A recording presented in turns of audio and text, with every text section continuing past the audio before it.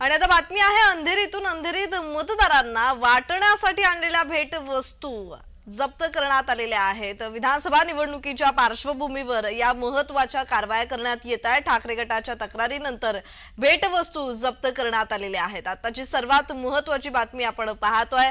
अंधेरीत मतदारांना वाटण्यासाठी आणलेल्या भेटवस्तू जप्त करण्यात आलेल्या आहेत। तर ठाकरे गटाच्या तक्रारीनंतर भेटवस्तू जप्त करण्यात आलेल्या आहेत। 165 अंधेरी विधानसभा मतदारसंघात ही बाब घडलेली आहे। तर या संदर्भात अधिकची माहिती देत आहेत आमचे प्रतिनिधी महेंद्र जोईल। महेंद्र, या संदर्भातला अधिकचा तपशील। प्रज्ञा, काल रात्री 1 वाजता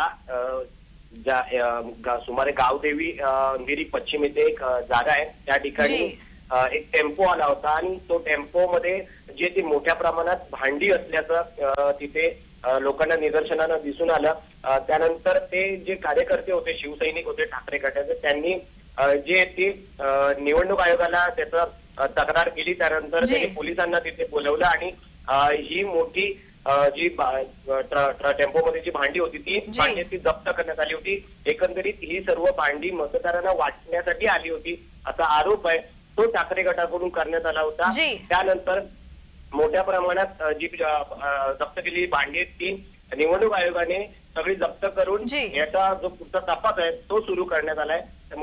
या ठिकाणी जो गावदेवी नावाचा अंधेरी पश्चिमचा एरिया आहे, या एरियामध्ये जे ती सर्व कार्यवाही निवडणूक आयोगाकडून करण्यात आली आहे। जी महेंद्र, कोणावर आरोप केला जातोय? ही या भेटवस्तू कोणी वाटप केल्याचा आरोप करण्यात येतोय? या संदर्भात काही माहिती येते का समोर?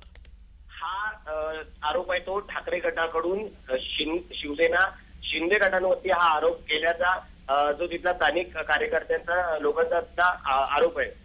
जी धन्यवाद महेंद्र, तुम्ही दिलेल्या माहितीसाठी।